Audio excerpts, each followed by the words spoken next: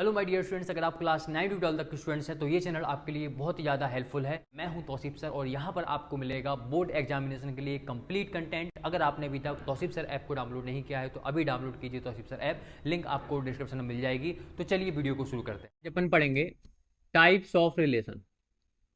Types of relation.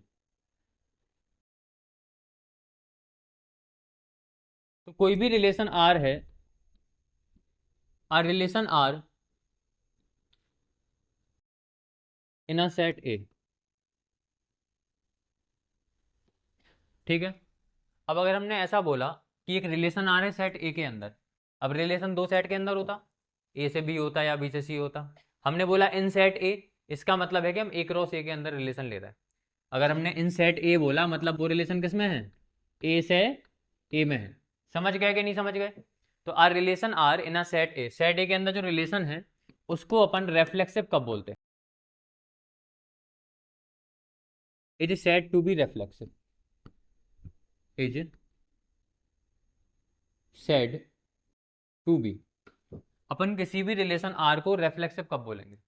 Condition याद करो, if a comma a belongs to R, मतलब हर एलिमेंट की खुद के साथ इमेज हो, हर एलिमेंट खुद के साथ हो। समझे कि नहीं समझे? बिलोंग्स टू आर, ये साइन उल्टा ये बना दिया, किसका साइन है? फॉर ऑल का, मतलब जहां पे हर एक किसका हो एलिमेंट, ए बिलोंग्स टू ए, मतलब हर एक एलिमेंट के लिए हो। समझ गए? अब इसको ऐसे समझ में नहीं आएगा लैंग्वेज में, एग्जाम्पल देखो।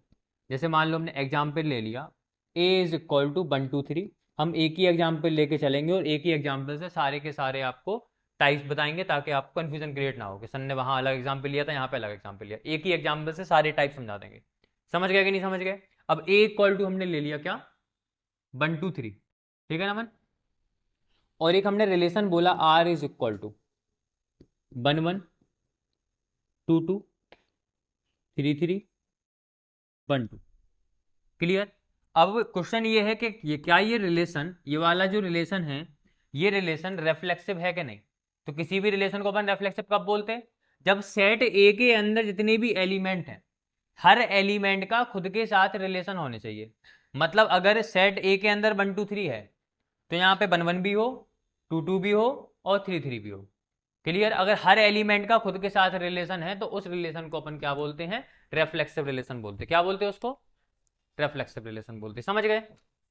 समझ गए? अगर हम यहाँ पे जैसे मान लो, अगर हम यहाँ पे 3 के साथ अगर एक एलिमेंट हम 4 भी ले लें तो यहाँ पे अपन को 4 4 को भी ऐड करना पड़ेगा।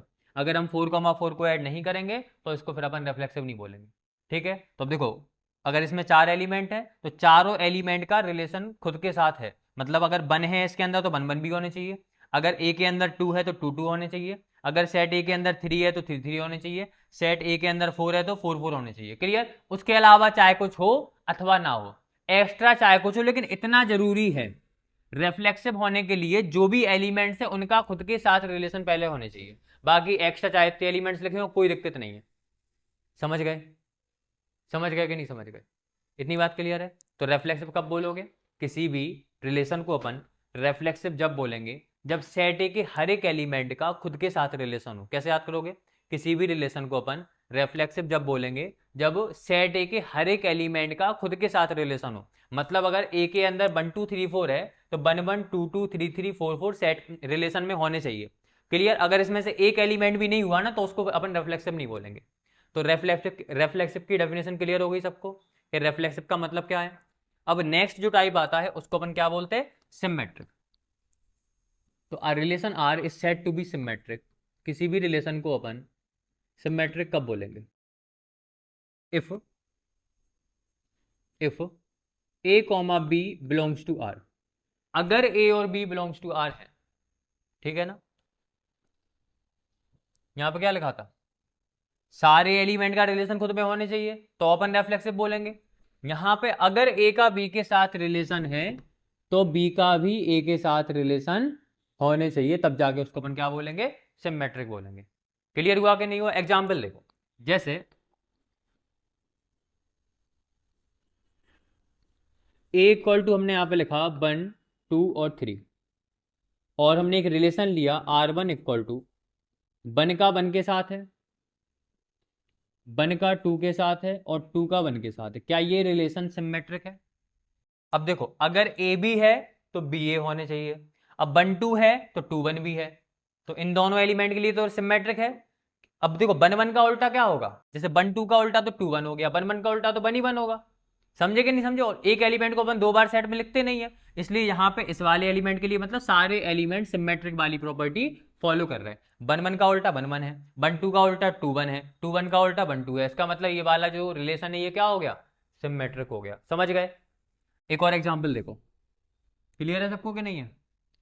एक और देखो, हमने ले लिया मान लो R2, यहाँ पे हमने बोला कि 1 1 है, 2 2 है, 3 3 है, 1 3 है, 3 1 है और 2 3 है। अब आपको बताना है क्या ये रिलेशन रिफ्लेक्सिव है। अब रिफ्लेक्सिव के लिए कंडीशन क्या है कि सेट ए के अंदर जो भी एलिमेंट है हर एलिमेंट की खुद के साथ इमेज होने चाहिए। अब यहाँ पे देखो 1 2 3 है तो 1 1 भी है, 2 2 भी है, 3 3 भी है, मतलब रिफ्लेक्सिव हो गया। अब 1 1 का उल्टा, आप सिमेट्रिक की बात करें तो 1 1 का उल्टा 1 1, 2 2 का उल्टा 2 2, 3 3 का 3 3, 1 3 का उल्टा क्या होगा 3 1, और 3 1 का उल्टा क्या होगा 1 3। लेकिन 2 3 है, 2 3 है, 3 2 नहीं है। अगर एक एलिमेंट के लिए भी कंडीशन फॉलो नहीं हुई तो फिर उसको अपन सिमेट्रिक नहीं बोलेंगे। तो यहाँ पे ये वाला क्या है, ये वाला सिमेट्रिक नहीं है। समझ गया कि नहीं समझ गए? अगर यहाँ पे साथ में हम 3 2 लिख दें तो फिर ये सिमेट्रिक हो जाएगा। आगे ना बात समझ में? तो अगर 2 3 है तो 3 2 होने चाहिए, इसको अपन क्या बोलेंगे, सिमेट्रिक बोलेंगे। तो सिमेट्रिक क्लियर है सबको? रेफ्लेक्सिव और सिमेट्रिक क्लियर है। अब बात करेंगे अपन किसकी, ट्रांजिटिव की।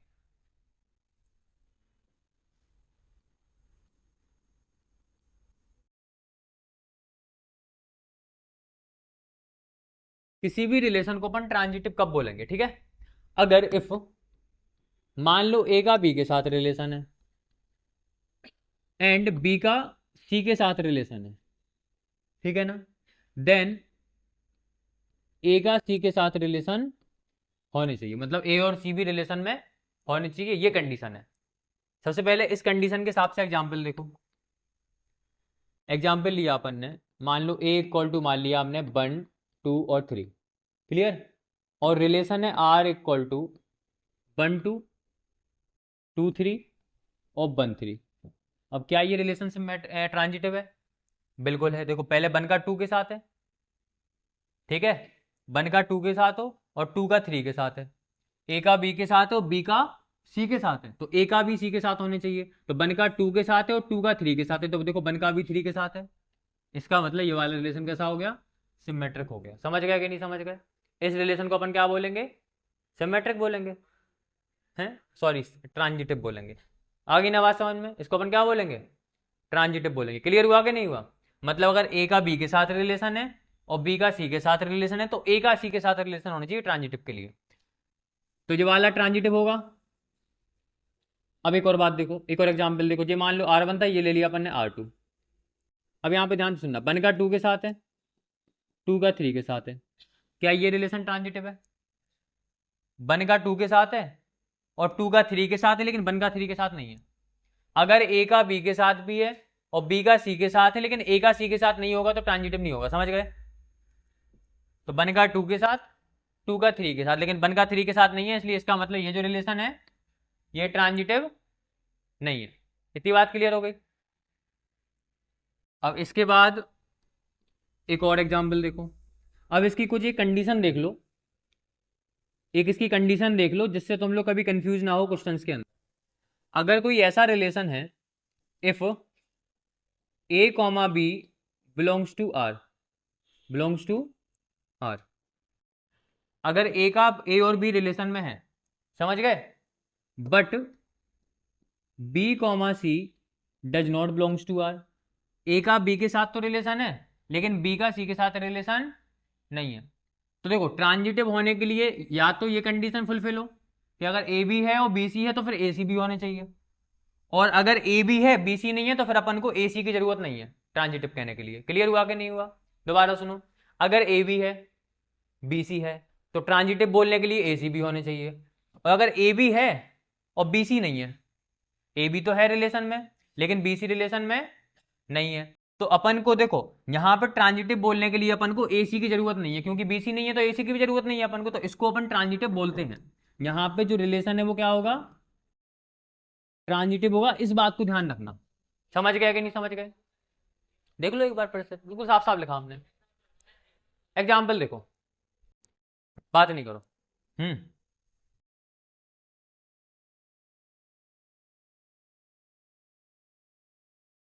एग्जाम्पल देखो, एक हमने रिलेशन बोला आर इक्वल टू 1 2 है और 3 2 है। अब क्या ये ट्रांजिटिव होगा? 1 का 2 के साथ है, 2 का किसी के साथ नहीं है, तो 1 का किसी के साथ होने की जरूरत नहीं है। ठीक है ना? जैसे ए का बी के साथ होता, बी का सी के साथ होता, तो ए का सी के साथ होने की जरूरत थी ट्रांजिटिव बोलने के लिए। अब यहाँ पे 1 का 2 के साथ है, 2 का किसी के साथ नहीं है। क्लियर है? 3 का है 2 के साथ।